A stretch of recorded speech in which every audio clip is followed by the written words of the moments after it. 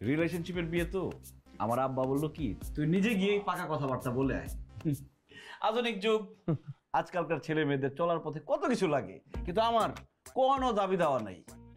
শুধু আমার ছোটবেলা থেকে একটা স্বপ্ন যে আমি একটা বাইক চালাবো, আর আমার বাইকের মধ্যে আমার বউ বসে থাকবে পিছনে, তারপর বাইক নিয়ে আমি ঘুরবো। এই জন্য আমাকে একটা বাইক দিতে হবে।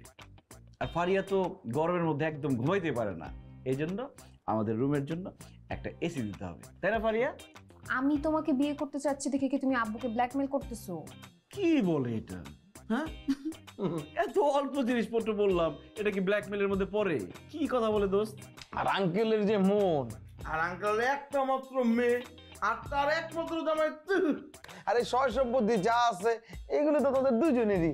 আর বন্ধু, তুই না 13 প্রোর কথা বলছিস? হ্যাঁ, কি 13 প্রো ম্যাক্স? আসলে আঙ্কেল, এই আইফোনের তো নতুন মডেল বের হয়েছে 14 প্রো ম্যাক্স, ওইটা আমাকে কিনে দিতে হবে। আর ঘরের ফার্নিচার টার্নিচার যা লাগে সেগুলো তো দিবেন, ওইটা কি বলি? 14 প্রো ম্যাক্স ফার্নিচার এসব কি বলছে রে ফারিয়া? বাবা আমি দেখতেছি। আর কোনো কিছু লাগবে?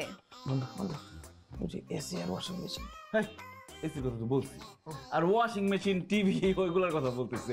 ওইগুলো তো ফার্নিচারের মধ্যেই পড়ে, ফার্নিচার যখন দিবে তখন তো এগুলো সবই দিবে, কিন্তু টিভিটা একটু বড় দিয়ে 68 ইঞ্চি, বিশ্বকাপ আসতেছে সামনে, দেখতে হবে। বন্ধু, ফ্ল্যাট? কিসের ফ্ল্যাট আঙ্কেল? আমি ফ্ল্যাট একদম পছন্দ করি না, আমাকে ফ্ল্যাট দিবেনই না। আমি যদি আপনার কাছে চাইও তাও দিবেন না, কারণ আমাদের যখন বাচ্চা কাচ্চা হবে তাদের ফ্ল্যাটে যদি আমি বড় করি তাদের তো মানসিক বিকাশই ঘটবে না। আমরা একটা বাড়িতে থাকবো, পূর্বাচলে একটা 3 কাঠার প্লট দিবেন, সেই প্লটের মধ্যে আমরা থাকবো, আমাদের বাচ্চা কাচ্চা বড় হবে, সামনে একটা স্পেস থাকবে, সেখানে বাচ্চারা খেলাধুলা করবে, আর নানা যখন যাবে নাতি নাতি দৌড়াদৌড়ি করে খেলাধুলা করবে। এইটা আমার জন্য না, এটা হচ্ছে আপনার জন্য আর আপনার নাতি নাতির জন্য। আর বন্ধু, বাইক কি তুই শিওর চাইতেছিস? বাইক কি বাদ দিয়ে দিবেন? ও আঙ্কেল, তাহলে বাইক বাদ, কারণ বাইকে চললে আমি চিন্তা করে দেখলাম যে আপনার মেয়ে যদি পেছনে বসে তাহলে বাতাসের মধ্যে চুল নষ্ট হয়ে যাবে, মেকআপ নষ্ট হয়ে যাবে। বাইক বাদ। আর বাচ্চা কাচ্চা নিয়ে তো বাইকে ঘুরতেও পারবো না, বাইক বাদ দিয়ে আমরা সরাসরি গাড়িতে চলে যাই, গাড়িতে এসি থাকবে, মেয়ে সুন্দর করে যাবে এসিতে, বাচ্চা কাচ্চা এসিতে বসে স্কুলে যাবে, এটা মজা হবে। একটা নতুন মডেলের এসি গাড়ি থাকলে কত সুবিধা আব্বা, চিন্তা করে দেখেন, মেকআপ চুল কিছুই নষ্ট হবে না। আর বন্ধু, ক্যাশ টাকার কথা কি আর বলতে হয়? ক্যাশ টাকা একটু বেশি হয়ে যায়, 50 লাখ। আব্বা ওই নগদ 50 লাখ টাকা দিতে হবে, এবং ক্যাশ টাকা থাকলে ভালো। আর সব থেকে বড় কথা, এই টাকাটা বিয়ের 1 সপ্তাহ আগে দিতে হবে, কারণ বিয়ের মধ্যে যে দেনমোহরটা হবে সেই দেনমোহর আমরা নগদ পরিশোধ করে দিব। 10 লাখ টাকা দেনমোহর থাকবে, ক্যাশ দিয়ে দিব, এই জন্য একটু আগে আগে দিন 50 লাখ। আর কিছু লাগবে না? আর কি? আমার লাগবে একটা সুন্দর দেখে শেরানি দিলেই, আর কিছু লাগবে না। ছোট লোকের মতো কথা বলিস কেন? একটা শেরনিতে তুই কি করবি? 4-5টা শেরনিতে এমনি দিবে তোর বোকা। তাহলে আঙ্কেল, কথা সবসময় ক্লিয়ার থাকা কিন্তু ভালো, তাই না? একদম ক্লিয়ার থাকা। কবে গাড়ি দিবে, কবে কি দিবে ক্লিয়ার আমি করব। এই যে পুলিশ ভাই, আপনি পিছ ছাড়লেন না, না চলে আসছেন দাওয়াত খাইতে, বিয়ের ডেটই তো এখনো ঠিক হয় নাই, মাত্র কথা হইতেছে। আঙ্কেল, আপনি দাওয়াত দিচ্ছেন পুলিশকে? আমি দাওয়াত দিচ্ছি। তুমি এতক্ষণ যৌতুক নিয়ে কথা বলতেছিলে না, এর জন্য স্যার আসছে। যৌতুক? কে বলছে যৌতুক নিয়ে কথাবার্তা? আমরা কি করছি জানেন? ওনারা বলছে দেনমোহর নাকি 10 লাখ টাকা, আমরা বলছি না, আমরা 20 লাখ টাকা দিব, সেটা আবার ক্যাশ। তাই না? কিন্তু আমি যে ভিডিও করলাম স্যার, এই যে দেখেন, সব যৌতুকের কথা ভিডিওতে আছে। কিন্তু কানার চাপানা ভিডিও করছে, তুই চোখে দাস না, তুই গপ গপ করে খাইছিস। বন্ধু, আমি খেয়াল করি না, ভুল হয়ে গেছে। একদম ক্লিয়ার, গুড জব। যৌতুক না, অ্যারেস্ট করো। স্যার, আমি স্যার কোনো কিছু জানি না স্যার, আমি দেখি আমি চাই নাই স্যার, খুবই খারাপ যৌতুক। কি রে, তুই কোন যৌতুক চাইছস? আমি তো স্যার দাওয়াত খেতে আসছি, আপনি যাই। আসসালামু কি আমি যৌতুক চাইছি? ও যৌতুক চাইছে, ও আমার শেখা দিছে, আমার শেখা দিছে। একদম কথা বলবো স্যার। এই দুজনাই ওই যৌতুকের কথাগুলো না বুদ্ধি করে আমার বাড়িতে আসছে। নিয়ে যান, এইসব ছেলেমেলে হচ্ছে সমাজের শত্রু। নিয়ে যান। কত বড় সাহস দেখছেন? আমার বাড়িতে ঢুকে আমার সামনে বসে আমার মেয়েকে বিয়ের কথা বলছে, আর দুনিয়ার যৌতুকের ডালা সামনে নিয়ে নিয়ে যান। নিয়ে যান আপনি। স্যার, আমরা দুষ্টামি করে বসছি, স্যার দুষ্টামি করে বসছি, যৌতুক। স্যার, আমার কোনো দোষ নাই স্যার। আমার দোষ নাই, আমার যৌতুকের কথা বলছে। মুখা বাচ্চা, আমার যৌতুকের কথা বলছে, পুলিশ ধরছে আমারে।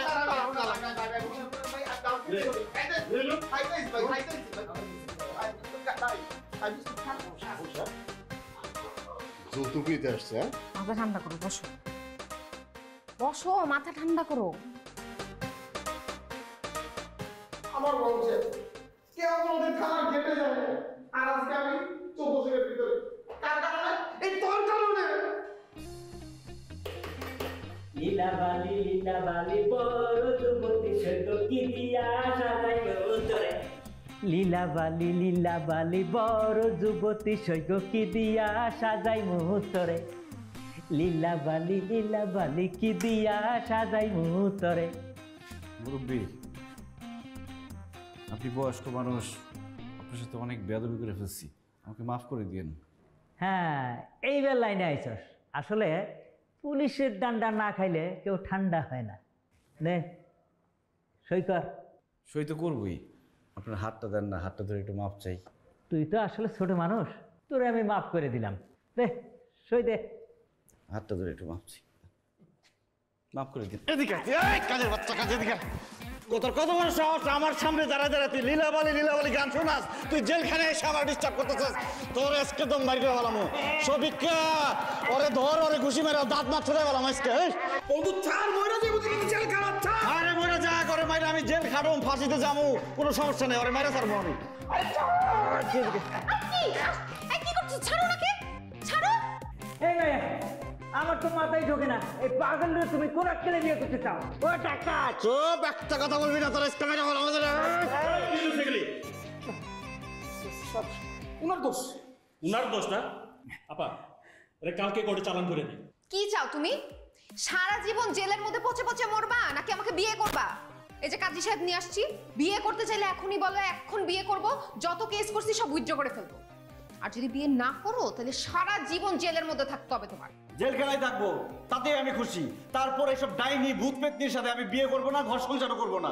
আরে কাজের বাচ্চারা আমার সামনে থেকে সরস না কেন, কিন্তু বাইরে বেরাবো আমি। আস্তে আপা শুনেন, আপনি তো আপনার মতো যথেষ্ট চেষ্টা করছেন, কিন্তু আপনার ভালোবাসা বোঝার মতো মন মানসিকতা ওর কখনোই হয় নাই, হবেও না। ওই যৌতুক দাবির দায়ে ও জেলের ভাত খায়। আমি বলি কি আপা, আপনি জীবনে অন্য কারোর সাথে সেটেল হওয়ার চিন্তা করেন। দোস্ত, দোস্ত আল্লাহর নামে রাজি হয়ে যা দোস্ত। এই তুই কিন্তু ওদের হয়ে ওকালতি করবি না, আমি কিন্তু তোরে মারবো একদম ধরে। আমার মার তুই, তোর মাথা নষ্ট হয়ে গেছে। তোর লাগে আমি জেলে থেকে বসবো নাকি? তোর থাকতে কইছে কে, বেরো যা। ও পুলিশ তো আমার শ্বশুর লাগে, যে আমার চাইলে। কিন্তু বন্ধু, তোর হবু শ্বশুর একমাত্র আমাকে ছাড়াইতে পারে। বন্ধু, রাজি হয়ে যা। খবরদার, এই লোকরে আমার শ্বশুর বলবি না। যে লোক আমাকে জেলে পাঠাইছে সে আমার শ্বশুর হতে পারে না। মেয়ে খারাপ, বাপও খারাপ, সব এক। লাস্ট ট্রেনটাও মিস করলা তুমি, তোমার আর গন্তব্যে যাওয়া হলো না। ভালো থাকো, বাই বাই। আপা, আপা আমার রয়ে যান, আপা আমার কোনো দোষ নাই, আপা আমি আপনার লগে আছি, আপা আমি আর এই পাগল লগে নাই, আপা একবার যদি জেল গেলেন কলঙ্কা বলে আমি জীবন বিয়া করতে পারবো না। তোর মতো পুলিশ ভাইয়া, স্যার পুলিশ ভাইয়া, আমি ডাকতেছি, ভালো লাগে না? কি স্যার? একটু শুনবেন? বলো। একটু কথা ছিল। আরে আসতে পারবো না, তুমি এমন ভিআইপি কেউ না যে যার জন্য আমার এখান থেকে ওখানে যাইতে হবে। বলো। ওই আপুটা কি চলে গেছে? আপুরে দরকার? মত পাল্টাইছে? আপু, আপনার ডাক আসছে।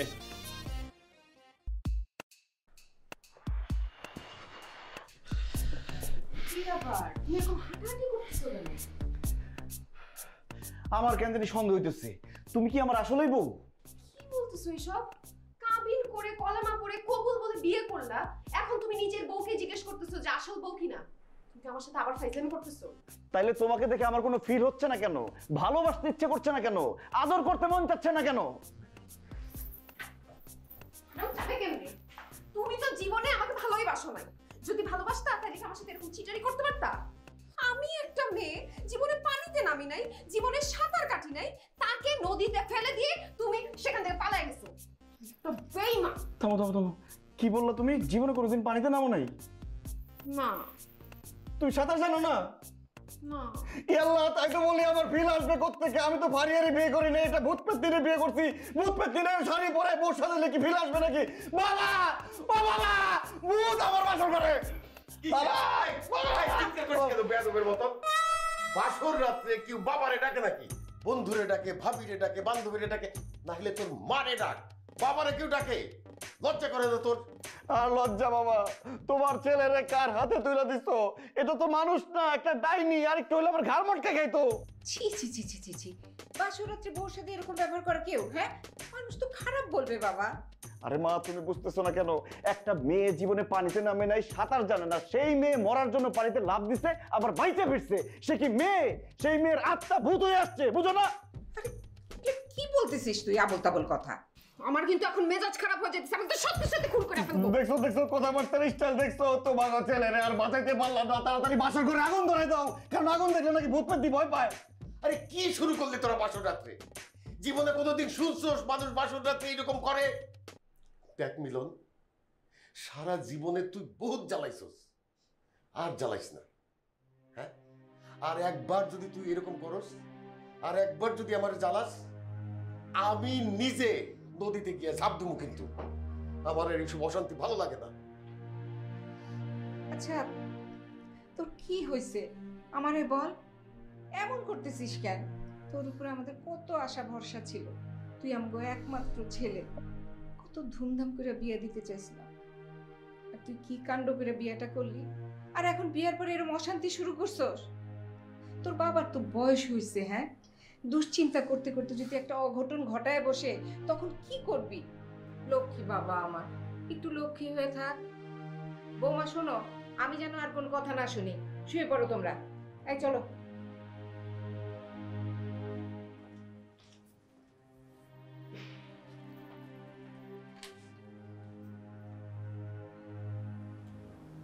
ঠিক আছে, তুমি যদি আমাকে নিয়ে সত্যি সত্যি অশান্তি ফিল করো, আমি আর এখানে থাকবো না।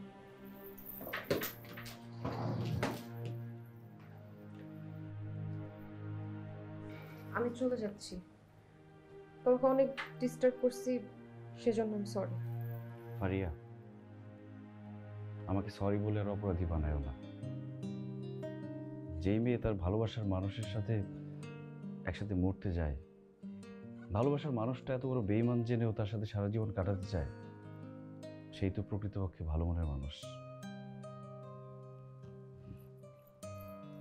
আমি এই ভালো মনের মানুষটাকে হারাতে চাই না। জানি আমার অপরাধ ক্ষমার অযোগ্য, তারপরও আমাকে মাফ করে দিও। I am sorry. সরি বলতেছি। আচ্ছা, তুমি সত্যি সত্যি ঠিকঠাক কবুল বলছিলা, নাকি আবার ওই সালমান খান কাজীকে ডাকতে হবে?